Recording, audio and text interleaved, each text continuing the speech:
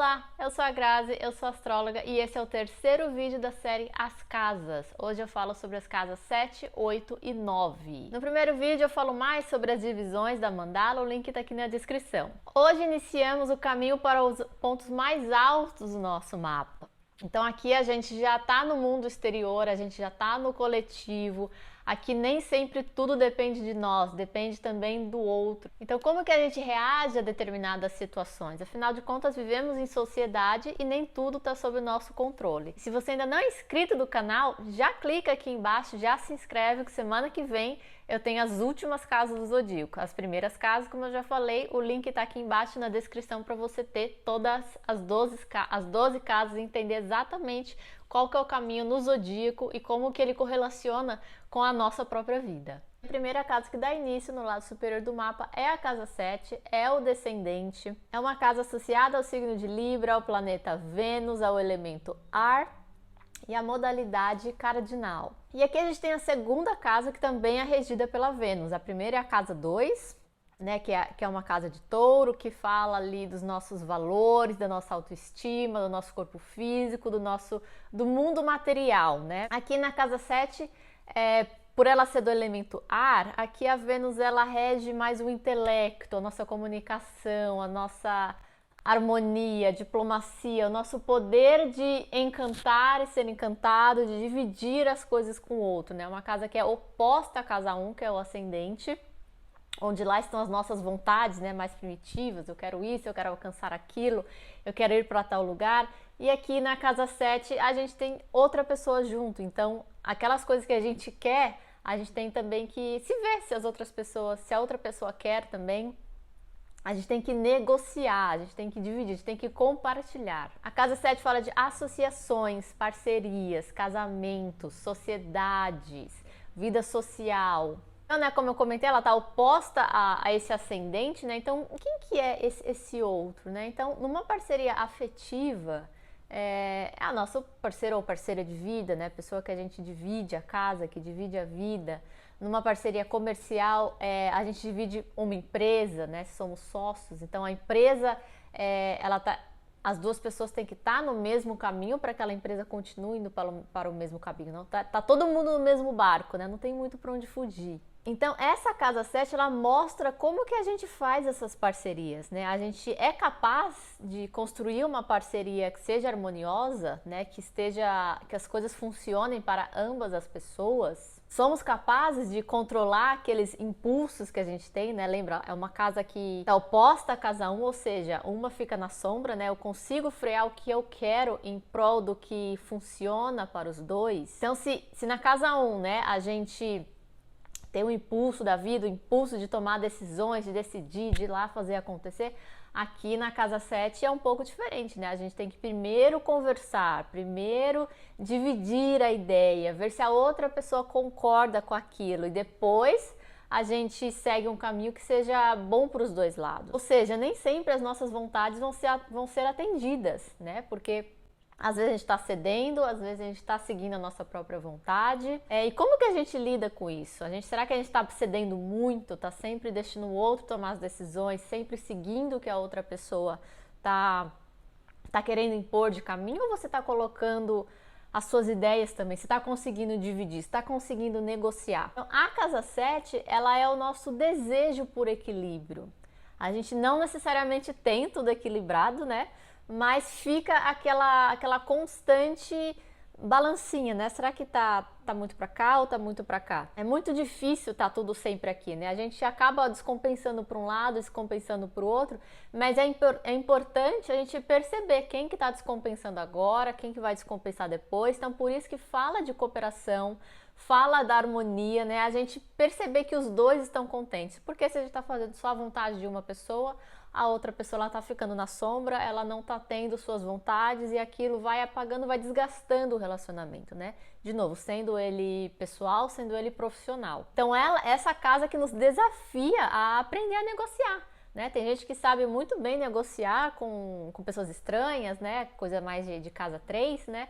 Aqui a gente está tendo que negociar com a pessoa que mora com a gente, pode ser também nosso sócio profissionalmente. Então, pode ser um pouco mais complicado para algumas pessoas você negociar com a pessoa que está assim tão próximo, né? Às vezes é mais fácil negociar no trabalho, com o chefe, com colegas de trabalho. Aqui a negociação é em casa. Aqui o desafio maior é encontrar soluções que mantenha aqui o equilíbrio, né, entre eu e o outro, que pode ser um pouco mais desafiador numa relação pessoal, né? Às vezes numa profissional as pessoas conseguem se impor mais, às vezes também não, de novo vai depender de cada mapa.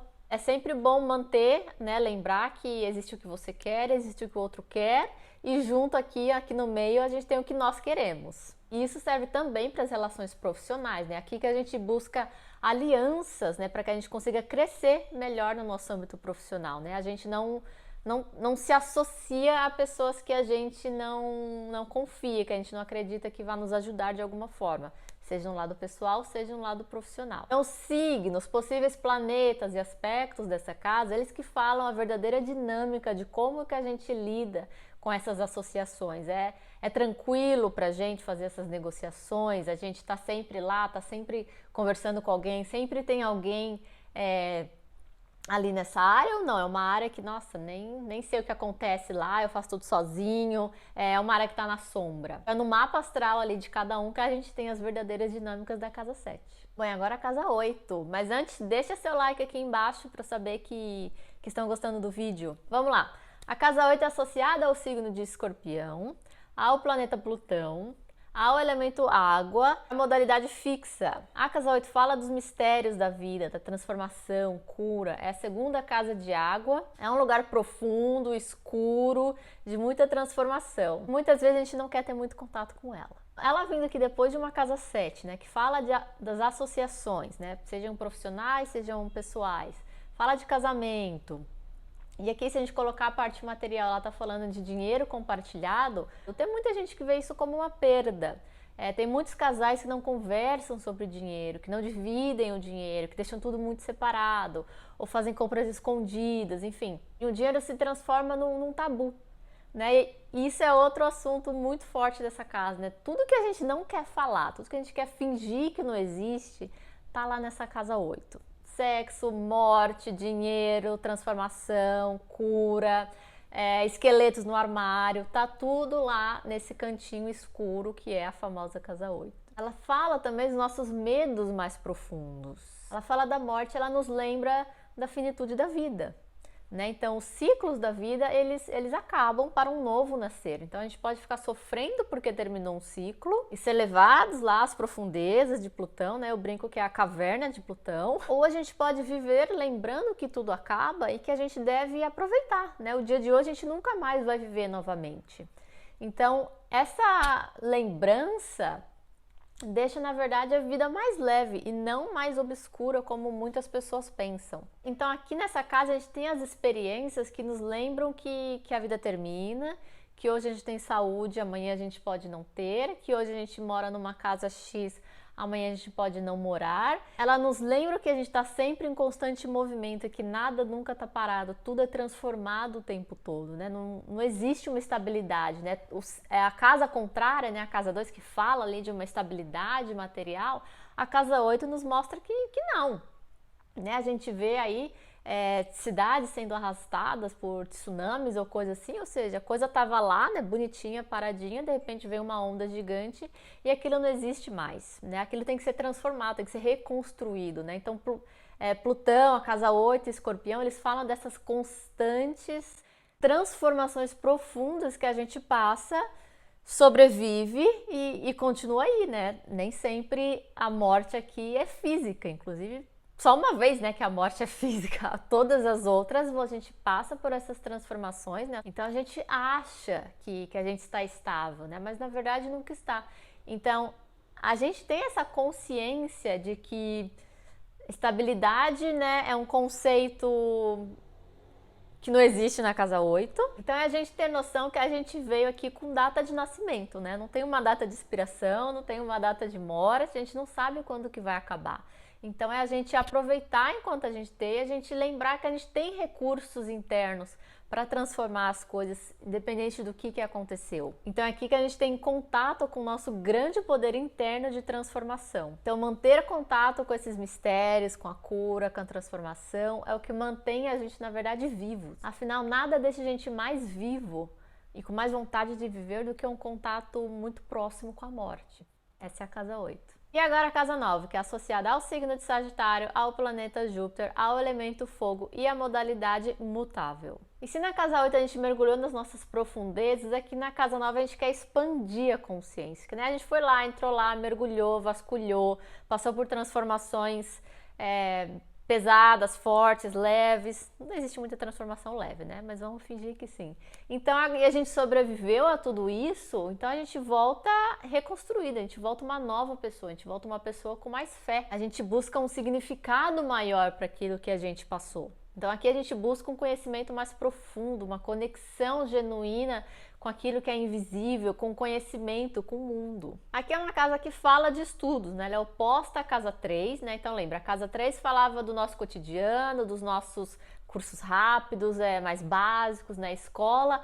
Aqui a gente está falando de cursos superiores, está falando de uma faculdade, uma pós-graduação, uma especialização, estudos no exterior, um intercâmbio. Aqui que a gente se aprofunda, se aperfeiçoa no nosso conhecimento. Aqui que a gente percebe que quanto mais a gente sabe, mais tem coisa que a gente não sabe. E a gente vê que o estudo é contínuo, que não acaba, né? Ele é infinito. Somos eternos estudantes, né, na vida. Ela também fala dos nossos mestres e dos nossos professores, né? Pessoas que entram na nossa vida com a missão de nos ensinar alguma coisa, né? De nos guiar sobre essa jornada da vida.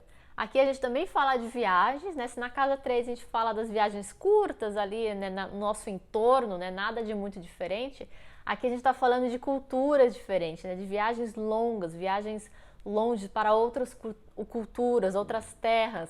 Eu diria que num país como o Brasil, né, que é bem grande, bem diferente culturalmente falando, é plenamente possível, né, a gente ter essa experiência, né, esse choque cultural sem nem tirar o passaporte. As viagens são importantes experiências para a gente ampliar nossa consciência. Quando vamos a outros países, outros continentes, a lugares mais distantes, a gente percebe o quanto a gente consegue ser diferente, né? As roupas, comida, sotaque, idioma, transporte público, a todo mundo ainda que a gente não conhece. Há também uma conexão muito forte com o lado espiritual, né? Com o lado misterioso da vida. Se na casa 8 a gente mergulhou nas nossas profundezas, no mistério, a gente sobreviveu àquelas turbulências todas, aqui na casa 9 a gente vem com uma fé, com esperança. Afinal de contas, sobrevivemos, saímos daquela escuridão e agora a gente encontrou uma nova forma de viver, a gente encontrou a alegria novamente. E isso é motivo para celebração, né? Júpiter é o regente da casa 9, né? Ele representa aí o benfeitor no zodíaco, né? A nossa boa sorte, a positividade, ele nos conecta